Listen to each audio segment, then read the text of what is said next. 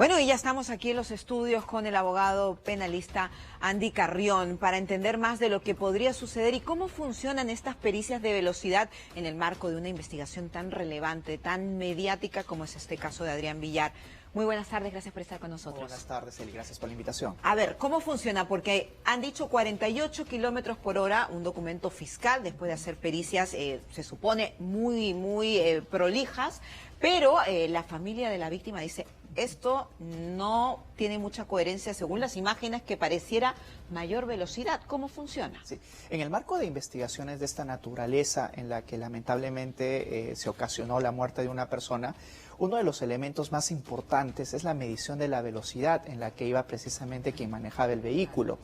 Querramos o no, es una pericia institucional, es decir, una pericia que ha producido el propio Ministerio Público, en la que señalan que la velocidad a la que iba Adrián sería la de 48 kilómetros por hora. ¿Cuáles son los criterios para definir eso?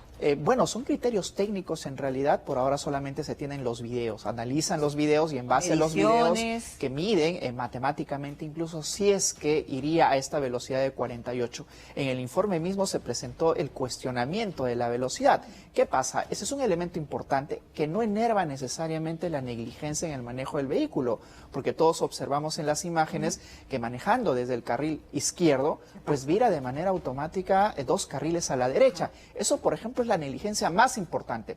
Pero lo que sí ocasionaría este documento es de que se descarta, al menos por ahora, la negligencia en el exceso de la velocidad, porque en el momento en el que él manejaba, si iba a 48 y el límite era 50, pues entonces significa de que sí iba a la velocidad adecuada.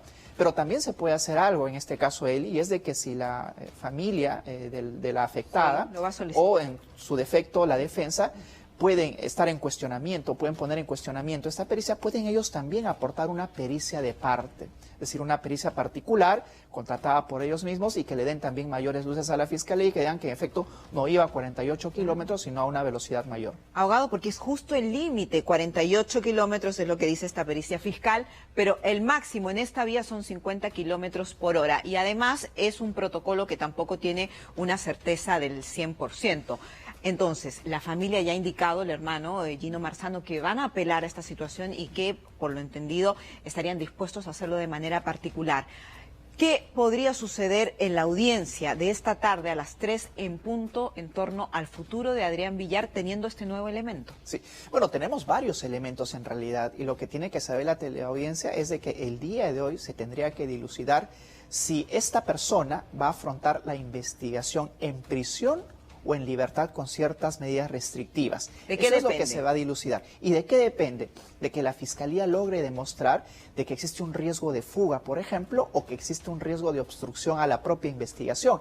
Y querramos o no, Eli, en este caso se dan ciertas particularidades que se ampararían más bien la solicitud de la Fiscalía, porque recordemos de que ni bien sucedido los hechos, la persona se fugó del lugar del accidente, que constituía incluso un delito independiente que se viene investigando, y en segundo lugar, el objeto principal del delito, que era precisamente el auto, fue sustraído de una persecución que en ese mismo momento debió de ponerse a disposición de las autoridades para que realicen las pericias respectivas. Así es que si nosotros señalamos si concurre el peligro de fuga o el peligro de obstrucción para que se imponga la prisión preventiva, deberíamos de darle la razón en este caso a la Fiscalía. Claro, y el general Arriola también indicaba que Adrián Villar habría viajado a Cajamarca, que él tiene información, según manifestó, fidedigna, correcta, contrastada de que eso sucedió. Sin embargo, la defensa de Adrián Villar dice, no, eso no pasó, no hay ningún boleto de avión que señale que mi patrocinado lo hizo. Entonces también hay contradicciones respecto a ese eventual peligro de fuga. Y es un peligro de fuga que va a tener que ser discutido en la audiencia del día de hoy, Eli, porque si el general de la policía ha afirmado, y él dijo con evidencias de que en efecto se produjo este viaje, y por otro lado la defensa sostiene que incluso la TAM, que es la empresa en la que había viajado, no ha emitido ningún tipo de constancia o de ticket de vuelo, entonces va a tener el juez que ser el quien dilucide si realmente tiene un amparo documental, ¿no? De que si en efecto esta persona viajó o no, porque si en efecto se demuestra de que viajó a Cajamarca o a cualquier otro lugar, yo creo que estaría ya cerrado el círculo, al menos del peligro de fuga. Claro, porque también puede viajar en avión, pero también por otros medios. Ahora el tema es comprobar si eso pasó o no. No solamente está en la mira Adrián Villar hoy en este pedido de prisión preventiva, sino Maricel Linares, y ayer también en este programa de esta casa televisiva el notario de mucho renombre, el señor que tiene su notaría en Carpio, ¿sí? Dijo, en mi notaría no hemos hecho el documento, no hemos autorizado, no hemos legalizado esta supuesta donación del vehículo de la periodista Maricel Linares Adrián Villar.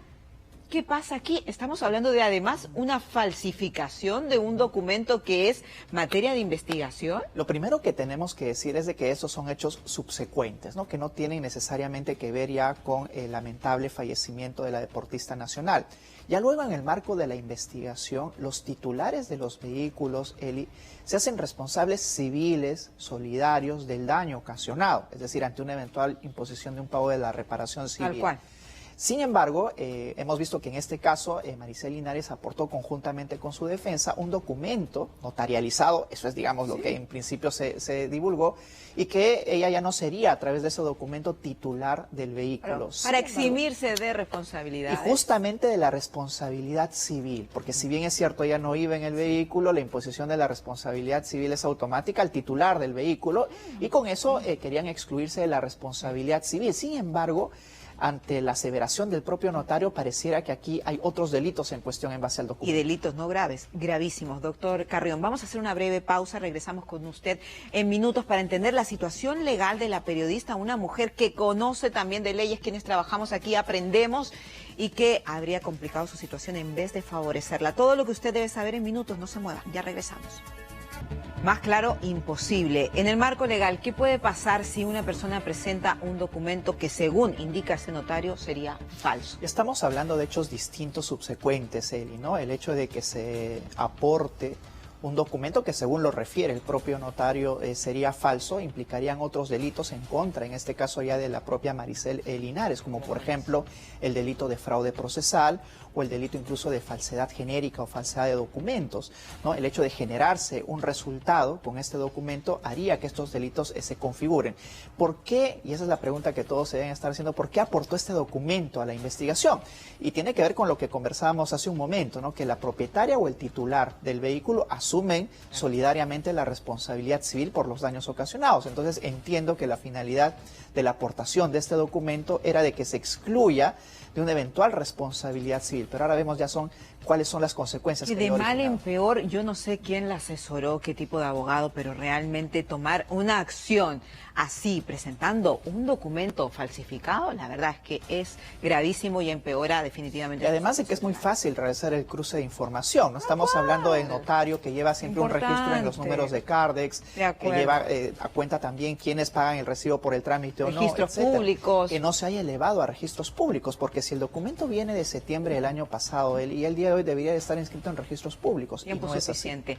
Abogado, muchísimas gracias por darnos estas impresiones, todo el marco legal de lo que puede suceder en este caso tan importante y tan mediático. Muchísimas gracias, Andy Carrión, abogado penalista.